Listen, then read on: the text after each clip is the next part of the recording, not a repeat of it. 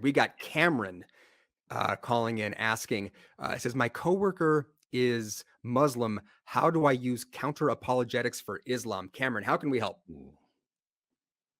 Hi, how's it going? Good. So I had called Talk Heathen probably a number of months back on how to basically, like, while we're at work, we have our headphones on or whatever, and he's listening to these Muslim imams and stuff the entire time, and I'm listening to you guys the entire time. And one day, I gave him a pair of wireless headphones that were like Bluetooth or whatever, and they accidentally connected to my phone while I was listening to the Atheist Experience. And he comes over to me and he's like, man, what are you listening to? He's like, you don't think demons are in this? You don't believe in God and whatnot? And he started talking about being, how he's Muslim and which we're actually, pretty decent friends. But like, I don't know how to counter apologetics it. We may have lost him temporarily. But yeah, that's basically my question is like, what your guys' perspective of how to counter that, or if there's any advice. I've got a few things, Kenneth. Dive in. First of all, and though I'm loath to do it, we've got a tier 1 S-ranked former Muslim in our quote-unquote circle of friends by the name of Apostate Prophet, who is one of the regular hosts on the Atheist Experience, the third most amazing show on the Atheist Experience Network, to be determined, the other ones later. But he is a former Muslim. He has a channel called Apostate Prophet on YouTube, and he deals with this on a regular basis. And when he is on Atheist Experience, he does, and we hope to get more Muslim callers talking about the various issues. With that said, you don't need to be an expert on specific Muslim arguments. My understanding is that a lot of the arguments for the existence of Allah are the same arguments for the existence of Yahweh, the storm god of the Hebrews. And so you can become familiar with that. But even backing away from that, you don't need to be Mr. Super Counter-Apologist to have conversations about people on their faith, especially when they ask you, why don't you believe? Why don't you believe in goblins and stuff? And you can just simply say, well, I just haven't seen any evidence to convince me that genies exist and wood nymphs and stuff. Can you give me something? I'd love to hear what you have to say. It's what we do here, right? Every host on this show takes a different approach. Mine is certainly not, in paragraph 6, subset A of the argument goes as follows. I approach it more as a human being, just like, well, give me what you got and I'll ask you questions about it. Ken is far more learned about this than I am. But my question is just bring it down as a human level, to a personal everyday experience. Like, I haven't seen any, I haven't seen Thor. You're so convinced that Thor exists. That's fine. Give me your best argument. That is sort of the tact that I did take. Okay. So like, I was changing over one of the presses at work, and he's the quality control, so he was walking around and checking stuff, and basically I kind of accidentally got him into an aha, I got you moment without even actually trying to, because he was like, there's got to be a reason for existence. There's got to be turtles all the way down. Like, there has to be a beginning to all this stuff. And he's like, oh, you're just stubborn. You're just hard-headed. You just don't want to accept the reality of it. And I'm like, even if I were to accept what you are saying about the Quran, how does that prove your God exists? And he's like, man, you're just stubborn and hard-headed. And then he just walked away. And like I said, Yeah. we're pretty friendly and on good terms and stuff. Yeah. It's just like every time I try to bring it up, like he mostly doesn't talk about it around me anymore, but he does to my other coworkers. But he does this thing that, and maybe it's just my subjective opinion, but like where they like to get all of a sudden really loud and just talk over and not let you get a point in. And so that way anyone around them can hear them talking about it, and it sounds like they're like squashing you a little bit. I don't know. Maybe that's just my. Do you know? Do you know who Anthony Magnabosco is? We're always pointing back to that chap. All right. Yeah. So it sounds like you accidentally got your coworker, and I would give you a word of caution there. It's your coworker, so be aware that you got to work with this person. You don't want to create a hostile work environment. Yeah. And I'm glad that you're friendly. No, we actually get along really well. It's like a weird thing where it's like an opposites attract kind of thing. Not like, like that, but like we get along. I get you. But if you shift to a more questioning, like, okay, please explain. Tell me more about this, and try to give him like, what is your evidence for that? I want to know, because a lot of times it comes down.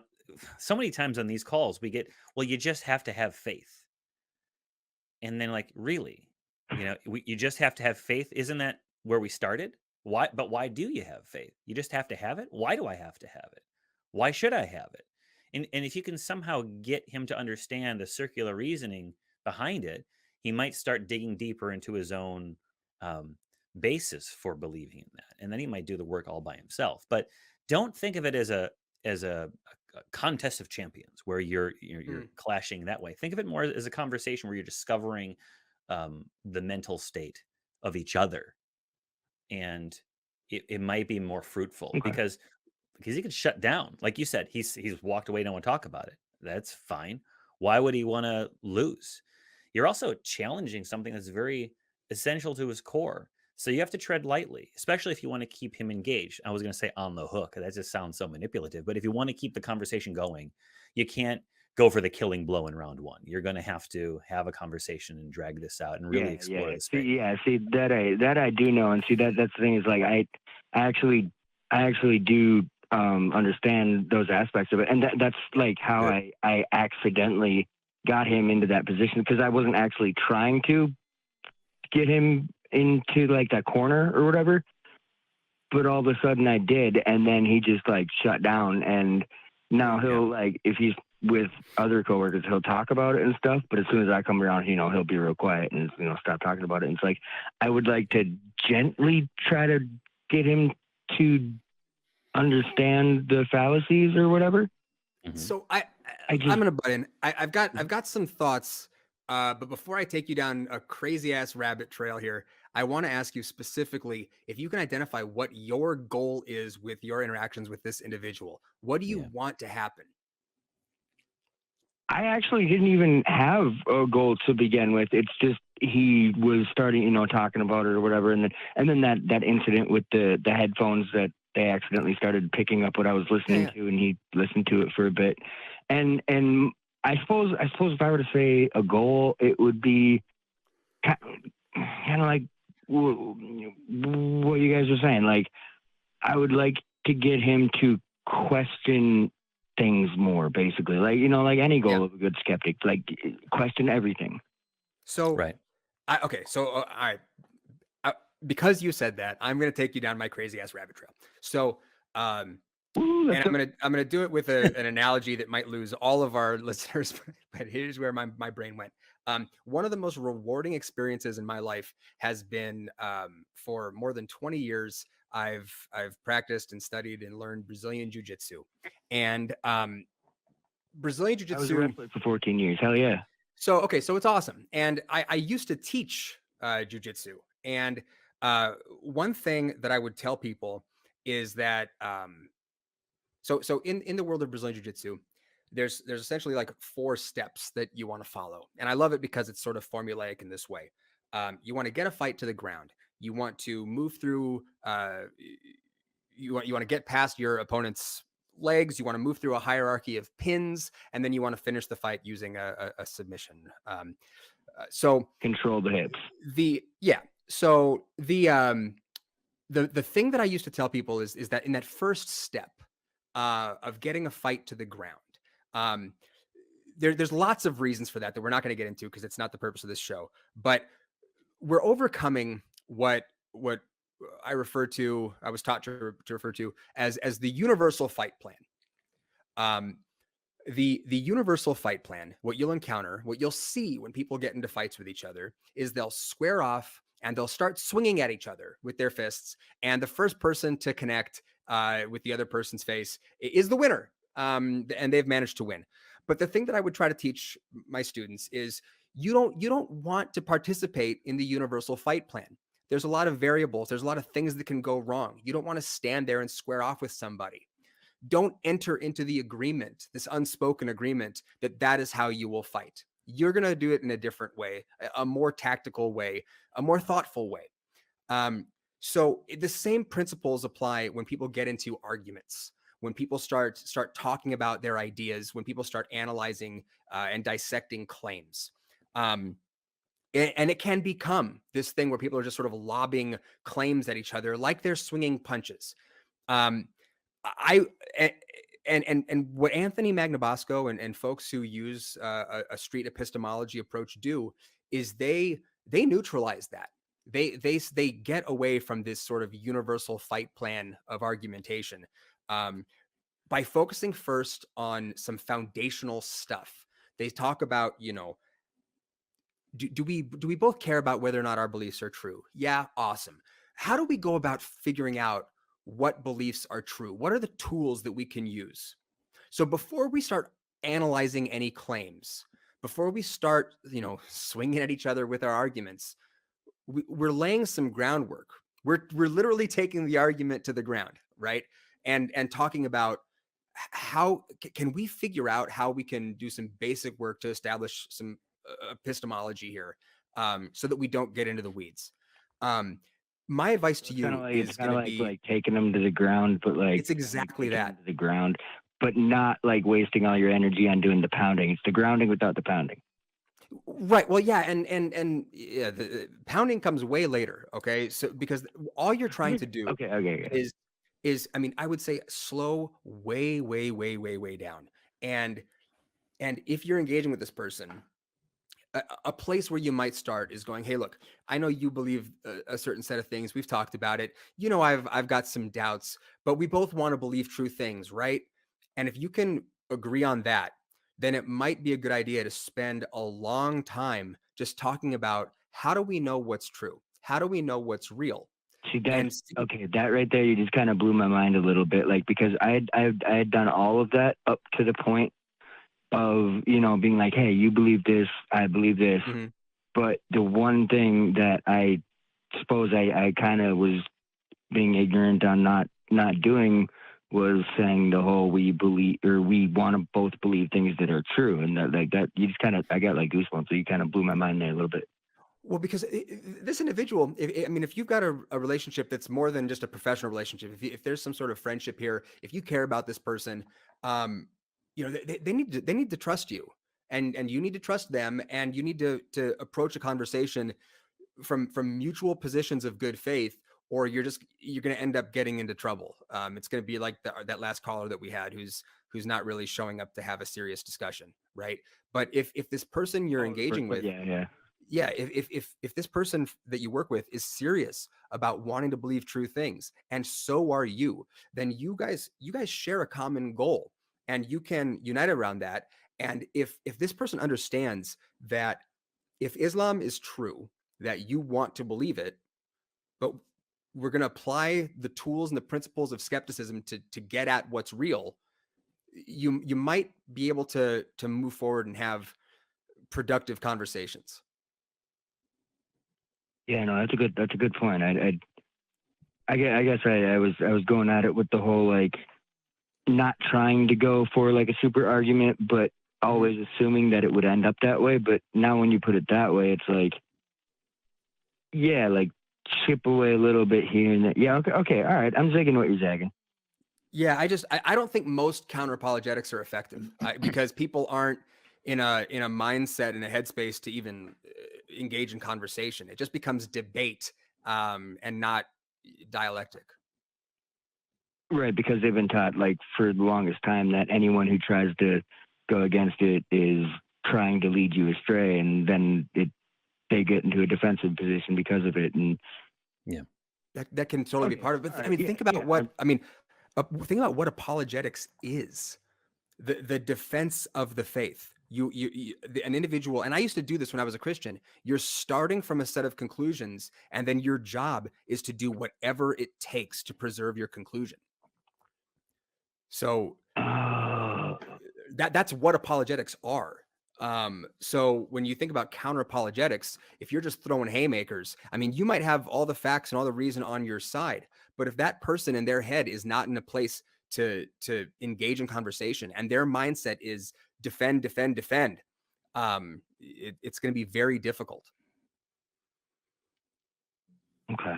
All right. Yeah, no, that makes a lot of sense. Like, I've known this stuff from, like, watching pretty much everything all over the board for the year, but, like, hearing you put it that way, like, okay, yeah, yeah, you're right. Like, I got to be a little more patient with it, and that makes a lot more sense.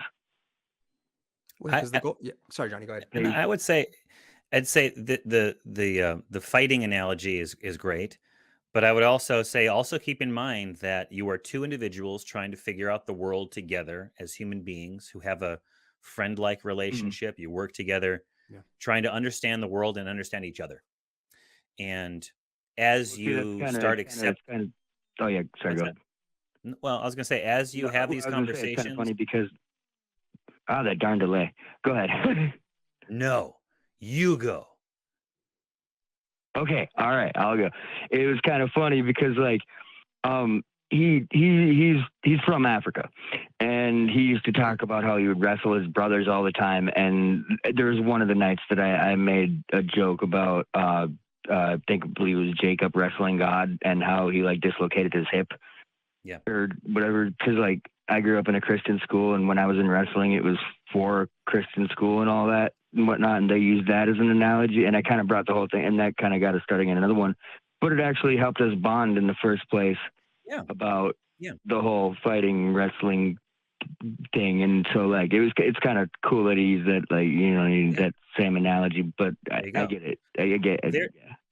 There are so many unspoken assumptions, unspoken understandings that we all have about the world, and as you develop your conversation with this fella, you need to figure out what those unspoken assumptions are, because you could just be talking right past each other the entire time, and you could be making perfect sense, and then for him, he could be making perfect sense if you had the assumptions he had, and without destroying the relationship, without emotions running hot. So the longer this takes, the more cooperative you can make it, the more successful I think you'll be. And success isn't measured by you deconvert him from Islam, although that might be your goal. Success would be having a better understanding of each other's positions and being able to articulate the other side. If he can articulate your position, I think that will mostly honestly articulate your belief status and your reasons why you don't believe. So kind of secretly get him to steel man me, basically. Oh yeah, there's totally. A way. I mean, not secretly, but, like, that's never a bad idea. How to steel man. So yeah. With that, I hopefully this has been helpful. Another thing you can do. Thank you for your time, guys. I mean, you could always see if this person wants to try calling into the show. You could tell them about what we're doing over here. Maybe they'd be into it. Maybe not. Who knows? Next week we've got Richard Gilliver, I believe, and he is very knowledgeable. Totally about Islamic things, and many. Richard's just a knowledgeable guy. That would be really cool. Is there a possible plan for Apostate Prophet to be on your guys' show at all in the future? Or? Maybe. I'm not sure. But stay tuned. He's on AXP, so Well, we yeah, I know tend- that. It's yeah. just basically he already knows to a certain extent that Taki then has more of a reputation of not being so argumentative. Which, don't get me wrong, I totally dig I all think the I know shows. what you're It's hinting just- at. until you push us. Yeah, yeah. And then we do a "This is Right, Sparta" right. thing. That's No, right. That's no. right. Yeah, no, like, I good can get him point. to call into the one, but not the other. I'll tell you No, what. I'll tell you what I'll do. I'll tell you what I'll do, Cameron. I will ask the person who runs all of the shows and schedules all of the guests and tells all of us what we have to do. Yeah.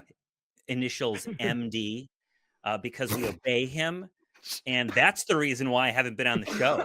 Is because I had to kowtow to my friend. Yeah, you're feeding all MD. the ACA truthers out there. All All right. ACH. I'm just kidding, Jesus. but we'll see. We'll see. We'll see. The atheist inner circle, right? The atheist inner Yes. circle. Yeah, that's right. There's a pecking order, Cameron. And if you don't know, there's so much going on that you don't even know about. Oh my God. But Oh my yeah, God. Just kidding. All right, Cameron. Look, I'm going to cut you loose, but thank you very much for calling. We'll talk to you again soon. I hope. Hey, Take I care. appreciate both you guys' answer.